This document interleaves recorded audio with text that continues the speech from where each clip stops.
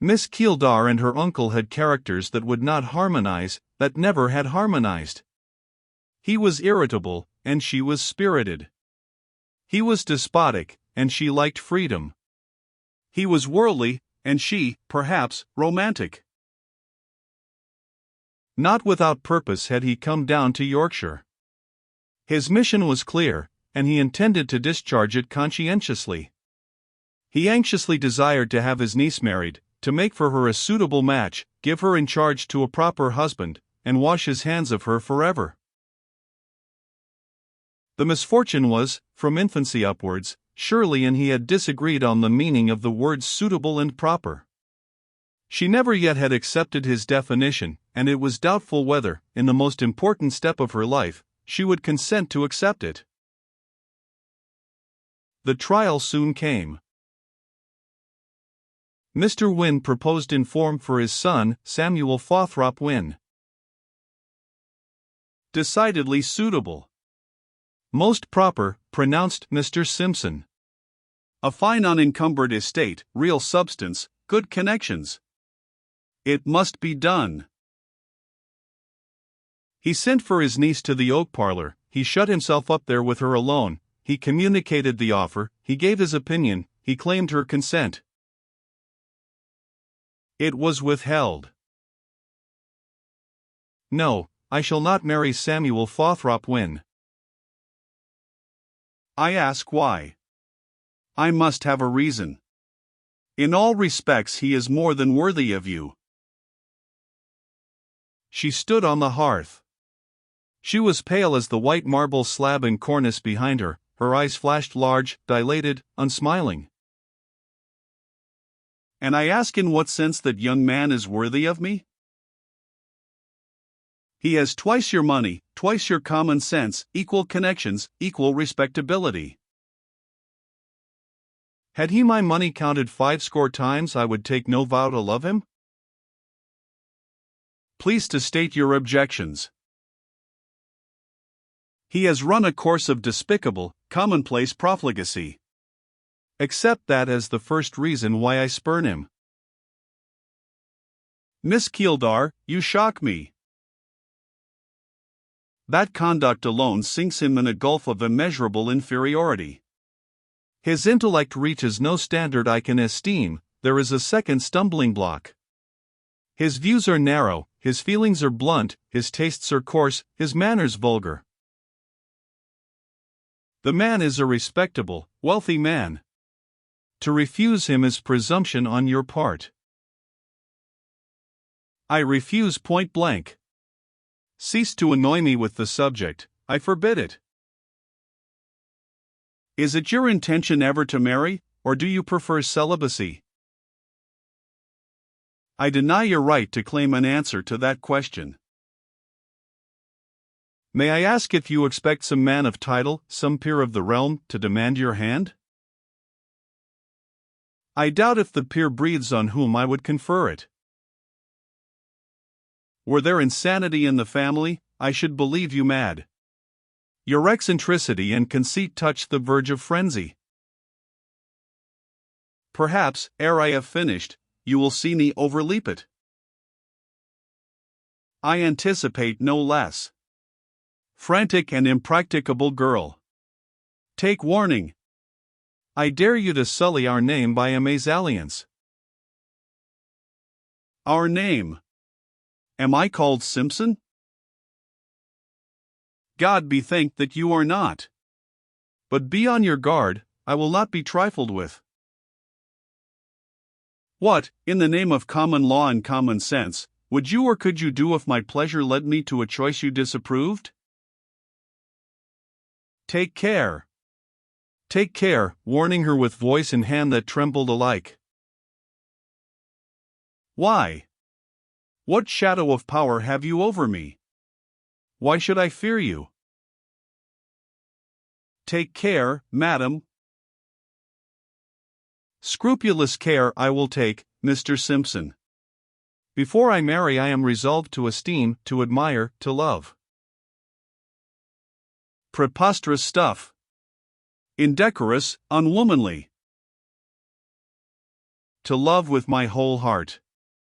I know I speak in an unknown tongue, but I feel indifferent whether I am comprehended or not. And if this love of yours should fall on a beggar? On a beggar it will never fall. Mendicancy is not estimable. On a low clerk, a play actor, a playwrighter, or. Take courage, Mr. Simpson. Or what?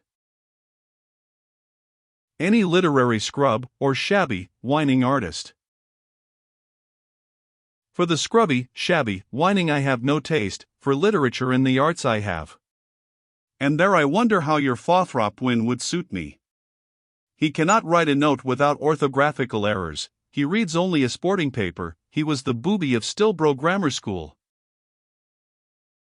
Unladylike language. Great God! To what will she come? He lifted hands and eyes. Never to the altar of Hymen with Sam Wynne. To what will she come? Why are not the laws more stringent, that I might compel her to hear reason? Console yourself, uncle. Were Britain a serfdom and you the Tsar, you could not compel me to this step. I will write to Mr. Wynne. Give yourself no further trouble on the subject. Fortune is proverbially called changeful, yet her caprice often takes the form of repeating again and again a similar stroke of luck in the same quarter. It appeared that Miss Keeldar, or her fortune, had by this time made a sensation in the district, and produced an impression in quarters by her unthought of. No less than 3 offers followed Mr. Wynne's, all more or less eligible. All were in succession pressed on her by her uncle, and all in succession she refused. Yet amongst them was more than one gentleman of unexceptionable character as well as ample wealth. Many besides her uncle asked what she meant, and whom she expected to entrap, that she was so insolently fastidious. At last the gossips thought they had found the key to her conduct, and her uncle was sure of it, and what is more, the discovery showed his niece to him in quite a new light, and he changed his whole deportment to her accordingly. Field had of late been fast growing too hot to hold them both. The suave aunt could not reconcile them, the daughters froze at the view of their quarrels. Gertrude and Isabella whispered by the hour together in their dressing-room, and became chilled with decorous dread if they chanced to be left alone with their audacious cousin. But, as I have said, a change supervened. Mr. Simpson was appeased and his family tranquilized. The village of Nunneley has been alluded to, its old church, its forest, its monastic ruins. It had also its hall, called the Priory, an older, a larger, a more lordly abode than any Briarfield or Winbury owned, and what is more, it had its man of title, its baronet, which neither Briarfield nor Winbury could boast. This possession, its proudest and most prized, had for years been nominal only. The present baronet, a young man hitherto resident in a distant province, was unknown on his Yorkshire estate. During Miss Keeldar's stay at the fashionable watering place of Cliffbridge, she and her friends had met with and been introduced to Sir Philip Nunneley. They encountered him again and again on the sands, the cliffs, in the various walks, sometimes at the public balls of the place. He seemed solitary. His manner was very unpretending, too simple to be termed affable, rather timid than proud.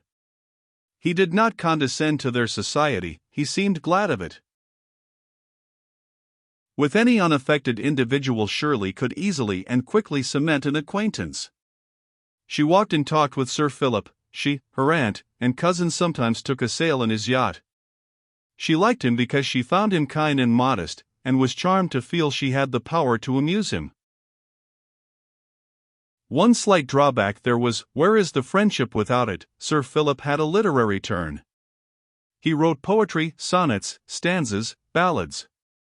Perhaps Miss Keeldar thought him a little too fond of reading and reciting these compositions, perhaps she wished the rhyme had possessed more accuracy, the measure more music, the tropes more freshness, the inspiration more fire. At any rate, she always winced when he recurred to the subject of his poems, and usually did her best to divert the conversation into another channel. He would beguile her to take moonlight walks with him on the bridge, for the sole purpose, as it seemed, of pouring into her ear the longest of his ballads. He would lead her away to sequestered rustic seats, whence the rush of the surf to the sands was heard soft and soothing, and when he had her all to himself, and the sea lay before them, and the scented shade of gardens spread round, and the tall shelter of cliffs rose behind them, he would pull out his last batch of sonnets, and read them in a voice tremulous with emotion. He did not seem to know that though they might be rhymed they were not poetry. It appeared, by Shirley's downcast eye and disturbed face, that she knew it, and felt heartily mortified by the single foible of this good and amiable gentleman. Often she tried, as gently as might be, to wean him from this fanatic worship of the muses. It was his monomania; on all ordinary subjects he was sensible enough, and fain was she to engage him in ordinary topics. He questioned her sometimes about his place at Nunneley; she was but too happy to answer his interrogatories at length. She never wearied of describing the antique priory, the wild sylvan park, the hoary church and hamlet, nor did she fail to counsel him to come down and gather his tenantry about him in his ancestral halls. Somewhat to her surprise, Sir Philip followed her advice to the letter, and actually, towards the close of September, arrived at the priory. He soon made a call at Fieldhead, and his first visit was not his last. He said, when he had achieved the round of the neighborhood, that under no roof had he found such pleasant shelter as beneath the massive oak beams of the grey manor house of Briarfield, a cramped, modest dwelling enough compared with his own, but he liked it. Presently it did not suffice to sit with Shirley in her panelled parlour, where others came and went, and where he could rarely find a quiet moment to show her the latest production of his fertile muse. He must have her out amongst the pleasant pastures, and lead her by the still waters. Tête-à-tête ramblings she shunned, so he made parties for her to his own grounds, his glorious forest, to remoter scenes, woods severed by the wharf, valleys watered by the Aire. Such assiduity covered Miss Keeldar with distinction. Her uncle's prophetic soul anticipated a splendid future. He already scented the time afar off when, with nonchalant air, and left foot nursed on his right knee, he should be able to make dashingly familiar allusion to his nephew the baronet. Now his niece dawned upon him no longer a mad girl, but a most sensible woman. He termed her, in confidential dialogues with Mrs. Simpson, a truly superior person, peculiar, but very clever. He treated her with exceeding deference, rose reverently to open and shut doors for her, reddened his face and gave himself headaches with stooping to pick up gloves, handkerchiefs, and other loose property, whereof Shirley usually held but insecure tenure. He would cut mysterious jokes about the superiority of woman's wit over man's wisdom, commence obscure apologies for the blundering mistake he had committed respecting the generalship, the tactics, of a personage not 100 miles from Fieldhead. In short, he seemed elate as any middencock on pattens. His niece viewed his manoeuvres and received his innuendos with phlegm. Apparently she did not above half comprehend to what aim they tended. When plainly charged with being the preferred of the baronet, she said she believed he did like her, and for her part she liked him. She had never thought a man of rank, the only son of a proud, fond mother, the only brother of doting sisters, could have so much goodness, and, on the whole, so much sense. Time proved, indeed, that Sir Philip liked her. Perhaps he had found in her that curious charm noticed by Mr. Hall. He sought her presence more and more, and at last with a frequency that attested it had become to him an indispensable stimulus. About this time strange feelings hovered round Fieldhead, restless hopes and haggard anxieties haunted some of its rooms. There was an unquiet wandering of some of the inmates among the still fields round the mansion. There was a sense of expectancy that kept the nerves strained. One thing seemed clear: Sir Philip was not a man to be despised. He was amiable, if not highly intellectual; he was intelligent. Miss Keeldar could not affirm of him what she had so bitterly affirmed of Sam Wynne, that his feelings were blunt, his tastes coarse, and his manners vulgar. There was sensibility in his nature, there was a very real, if not a very discriminating, love of the arts, there was the English gentleman in all his deportment. As to his lineage and wealth, both were, of course, far beyond her claims. His appearance had at first elicited some laughing though not ill-natured remarks from the merry Shirley. It was boyish. His features were plain and slight, his hair sandy, his stature insignificant. But she soon checked her sarcasm on this point. She would even fire up if anyone else made uncomplimentary allusion thereto. He had a pleasing countenance, she affirmed, and there was that in his heart which was better than 3 Roman noses, than the locks of Absalom or the proportions of Saul. A spare and rare shaft she still reserved for his unfortunate poetic propensity, but even here she would tolerate no irony save her own. In short, matters had reached a point which seemed fully to warrant an observation made about this time by Mr. York to the tutor, Lewis. "Yond brother Robert of yours seems to me to be either a fool or a madman. 2 months ago I could have sworn he had the game all in his own hands, and there he runs the country, and quarters himself up in London for weeks together, and by the time he comes back he'll find himself checkmated. Lewis, there is a tide in the affairs of men, which, taken at the flood, leads on to fortune, but, once let slip, never returns again. I'd write to Robert, if I were you, and remind him of that." "Robert had views on Miss Keeldar?" inquired Lewis, as if the idea was new to him. "Views I suggested to him myself, and views he might have realized, for she liked him." "As a neighbor?" "As more than that. I have seen her change countenance and color at the mere mention of his name. Write to the lad, I say, and tell him to come home. He is a finer gentleman than this bit of a baronet, after all. Does it not strike you, Mr. York, that for a mere penniless adventurer to aspire to a rich woman's hand is presumptuous, contemptible?" "Oh, if you are for high notions and double-refined sentiment, I've naught to say.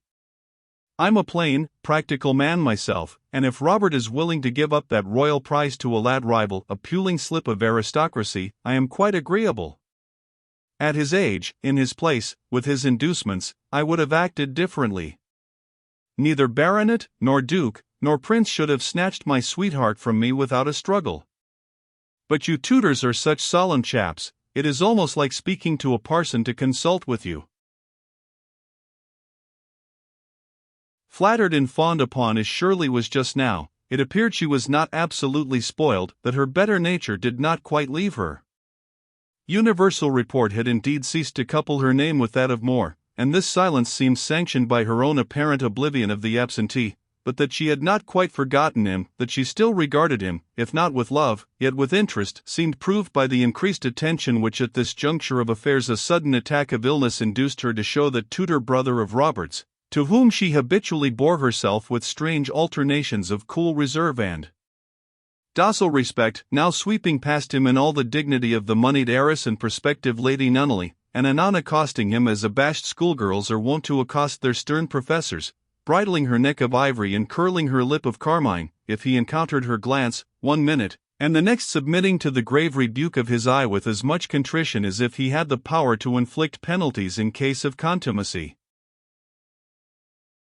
Lewis Moore had perhaps caught the fever, which for a few days laid him low, in one of the poor cottages of the district, which he, his lame pupil, and Mr. Hall were in the habit of visiting together. At any rate he sickened, and after opposing to the malady a taciturn resistance for a day or two, was obliged to keep his chamber. He lay tossing on his thorny bed one evening, Henry, who would not quit him, watching faithfully beside him, when a tap too light to be that of Mrs. Gill or the housemaid summoned young Simpson to the door. "How is Mr. Moore tonight?" asked a low voice from the dark gallery. "Come in and see him yourself." "Is he asleep?" "I wish he could sleep. Come and speak to him, Shirley." "He would not like it." But the speaker stepped in, and Henry, seeing her hesitate on the threshold, took her hand and drew her to the couch. The shaded light showed Miss Keelder's form but imperfectly, yet it revealed her in elegant attire. There was a party assembled below, including Sir Philip Nunneley. The ladies were now in the drawing-room, and their hostess had stolen from them to visit Henry's tutor. Her pure white dress, her fair arms and neck, the trembling chainlet of gold circling her throat and quivering on her breast, glistened strangely amid the obscurity of the sick-room. Her mien was chastened and pensive. She spoke gently. "Mr. Moore, how are you tonight?" "I have not been very ill, and am now better." "I heard that you complained of thirst. I have brought you some grapes. Can you taste one?" "No, but I thank you for remembering me." "Just one." From the rich cluster that filled a small basket held in her hand she severed a berry and offered it to his lips. He shook his head, and turned aside his flushed face. "But what, then, can I bring you instead?" "You have no wish for fruit, yet I see that your lips are parched. What beverage do you prefer?" "Mrs. Gill supplies me with toast and water. I like it best." Silence fell for some minutes. "Do you suffer? Have you pain?" "Very little." "What made you ill?" Silence. "I wonder what caused this fever. To what do you attribute it?" "Miasma, perhaps malaria. This is autumn, a season fertile in fevers." "I hear you often visit the sick in Briarfield, and Nunneley too, with Mr. Hall. You should be on your guard. Temerity is not wise." "That reminds me, Miss Keeldar, that perhaps you had better not enter this chamber or come near this couch. I do not believe my illness is infectious." "I scarcely fear, with a sort of smile, you will take it. But why should you run even the shadow of a risk?" "Leave me." "Patience, I will go soon, but I should like to do something for you before I depart. Any little service." "They will miss you below." "No, the gentlemen are still at table." "They will not linger long. Sir Philip Nunneley is no winebibber, and I hear him just now pass from the dining-room to the drawing-room." "It is a servant." "It is Sir Philip, I know his step." "Your hearing is acute." "It is never dull, and the sense seems sharpened at present. Sir Philip was here to tea last night. I heard you sing to him some song which he had brought you. I heard him, when he took his departure at 11 o'clock, call you out onto the pavement, to look at the evening star. You must be nervously sensitive." "I heard him kiss your hand." "Impossible." "No, my chamber is over the hall, the window just above the front door. The sash was a little raised, for I felt feverish. You stood 10 minutes with him on the steps. I heard your discourse, every word, and I heard the salute to Henry, give me some water." "Let me give it him." But he half rose to take the glass from young Simpson, and declined her attendance. "And can I do nothing?" "Nothing, for you cannot guarantee me a night's peaceful rest, and it is all I at present want." "You do not sleep well?" "Sleep has left me." "Yet you said you were not very ill?" "I am often sleepless when in high health." "If I had power, I would lap you in the most placid slumber, quite deep and hushed, without a dream." "Blank annihilation." "I do not ask that." "With dreams of all you most desire." "Monstrous delusions." "The sleep would be delirium, the waking death." Your wishes are not so chimerical, you are no visionary.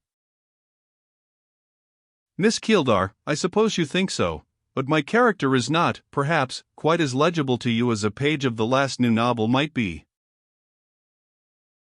That is possible. But this sleep, I should like to woo it to your pillow, to win for you its favor. If I took a book and sat down and read some pages? I can well spare half an hour. Thank you, but I will not detain you. I would read softly. It would not do. I am too feverish and excitable to bear a soft, cooing, vibrating voice close at my ear. You had better leave me.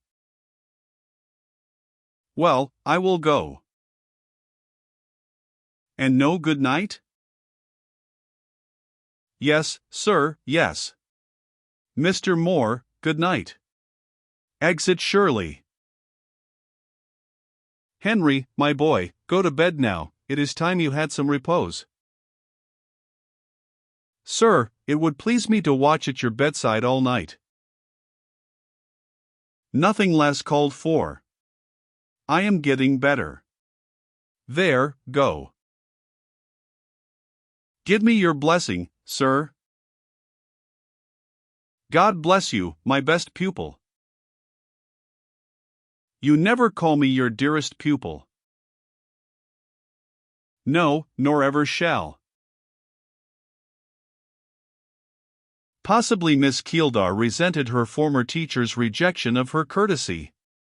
It is certain she did not repeat the offer of it. Often as her light step traversed the gallery in the course of a day, it did not again pause at his door, nor did her cooing, vibrating voice disturb a second time the hush of the sickroom. A sickroom, indeed, it soon ceased to be. Mr. Moore's good constitution quickly triumphed over his indisposition. In a few days he shook it off, and resumed his duties as tutor. That auld lang syne had still its authority both with preceptor and scholar was proved by the manner in which she sometimes promptly passed the distance she usually maintained between them, and put down her high reserve with a firm, quiet hand. One afternoon the Simpson family were gone out to take a carriage airing. Shirley, never sorry to snatch a reprieve from their society, had remained behind, detained by business, as she said. The business, a little letter writing, was soon dispatched after the yard gates had closed on the carriage. Miss Keeldar betook herself to the garden. It was a peaceful autumn day. The gilding of the Indian summer mellowed the pastures far and wide. The russet woods stood ripe to be stripped, but were yet full of leaf. The purple of heath bloom, faded but not withered, tinged the hills. The beck wandered down to the hollow, through a silent district. No wind followed its course or haunted its woody borders. Fieldhead Gardens bore the seal of gentle decay. On the walks, swept that morning, yellow leaves had fluttered down again. Its time of flowers, and even of fruits, was over, but a scantling of apples enriched the trees. Only a blossom here and there expanded pale and delicate amidst a knot of faded leaves. These single flowers, the last of their race, Shirley culled as she wandered thoughtfully amongst the beds. She was fastening into her girdle a hueless and scentless nosegay, when Henry Simpson called to her as he came limping from the house. Shirley, Mr. Moore would be glad to see you in the schoolroom and to hear you read a little French, if you have no more urgent occupation. The messenger delivered his commission very simply, as if it were a mere matter of course. Did Mr. Moore tell you to say that? Certainly, why not? And now, do come, and let us once more be as we were at Simpson Grove. We used to have pleasant school hours in those days. Miss Keeldar perhaps thought that circumstances were changed since then. However, she made no remark, but after a little reflection quietly followed Henry. Entering the schoolroom, she inclined her head with a decent obeisance, as had been her wont in former times. She removed her bonnet, and hung it up beside Henry's cap. Louis Moore sat at his desk, turning the leaves of a book, open before him, and marking passages with his pencil. He just moved, in acknowledgement of her curtsy, but did not rise.